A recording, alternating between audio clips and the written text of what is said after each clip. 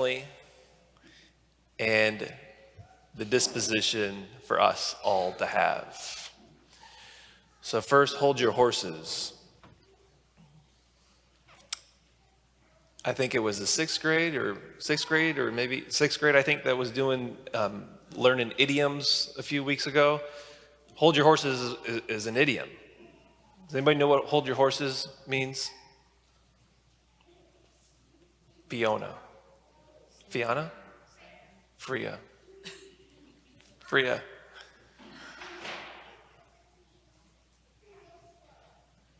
Yeah, right. So you imagine all the horses getting kind of put in. They're ready to go. Horses are strong. They're powerful. They're excited.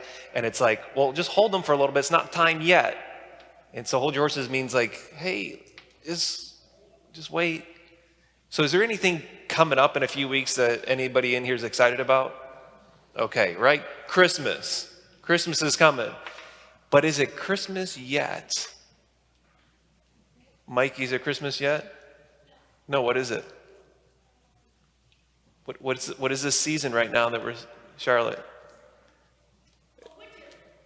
No, what liturgical season? What liturgical season? Anthony? Advent.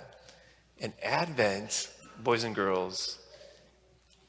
Now, Father Mark's not going to tell you don't get excited for Christmas, okay? Because I'm not foolish, okay? But it's also important to remember it is Advent. It's not Christmas yet. And we have these reminder here, this Advent wreath. Okay, I think you guys have probably been talking about the Advent wreath in your classes, but it's a reminder that we're preparing. It's not Christmas yet. We're preparing, and we're preparing not just for Christmas. That's one of the comings. Advent means coming. So it's the coming of Christ on Christmas, of him, God taking flesh, being born in a manger. But it's also preparing for the second coming.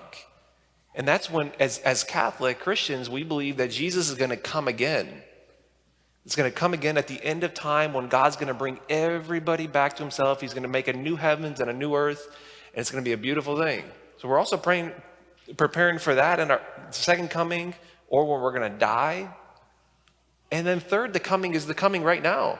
That Jesus is in our hearts, that he's coming here at this altar in the Eucharist, that he's coming every day and every moment of our lives. Which brings me secondly to if only. Yesterday, I was excited because Notre Dame was playing St. Isaac Jogues in basketball, right? It was at St. Isaac Jogues, so I'm driving over there. I wasn't able to get there for the sixth grade game, and getting there a little bit, and I'm like, okay, Father Burke's over there now. I really want to beat St. Isaac Jogues, right, in basketball. And so I get there, I think it's maybe in the second quarter of the seventh grade game, and I walk in, and I look up at the scoreboard, and I think it was like 15-2 that St. Isaac's was beaten. And I almost just turned right around and left. But I stayed, and then like something started happening. Like I think it was like the beginning of the second half.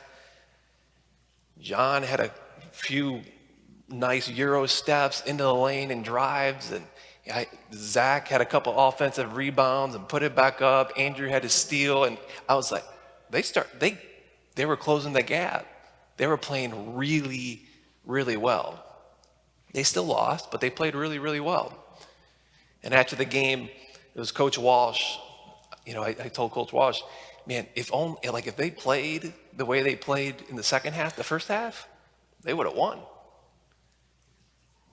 If only. There's an element of Advent. We hear in Advent here, we hear the readings about Jesus comes to bring us out of darkness. He gives us eyes to see. Boys and girls, a lot of times, like I talk with people maybe who are older than you, maybe even 8th graders who get into high school or college, or maybe even somebody who's 80 years old, and they look back and say, you know what, if I only, if I knew then, if I knew when I was a 5th grader what I know now, I would have done that differently. Like I would have put God more in my life. I would have changed my kind of my bad behavior in this way. I would have relied upon God more. I would have been more intentional with trying to turn to God to change my habits of treating maybe my parents, better, and treating the way that I know I want to, or treating my siblings in a nice way. And then like later on, maybe when I'm 20 years old, it's like, if only I knew then what I know now. If only if I met the Lord and I saw then what I see now. Jesus takes away blindness. He takes away darkness.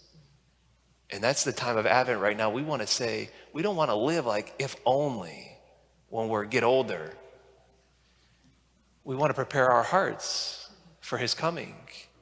Which lastly brings me to the disposition to have. And the disposition to have is real simple. It's the disposition that those two men in our gospel had. They see Jesus walking by and they just cry out to him and say, Lord Jesus, have pity on me.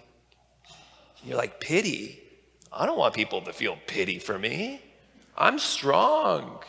I'm good. I can do it on my own. There's a lot of things, boys and girls, that's good to say that with. But that is not the disposition that a Christian is to have towards him. That's the antithesis. That's the opposite disposition we're to have, is to say, I'm good, I can do it on my own. No. The disposition to have is the same as those two blind men that see Jesus walking by and they say, Lord Jesus, have pity on me. Feel sorry for me. Come to my help. I need you. Come into my heart. I'm nothing without you, Jesus. Have pity on me. Have compassion on me. Because without you, I can't do anything. If left to my own devices, Lord, I need you. Have that disposition more and more this Advent, boys and girls. And also, be excited though too, because he's coming and he loves you. And he's so much so that he was born in a manger.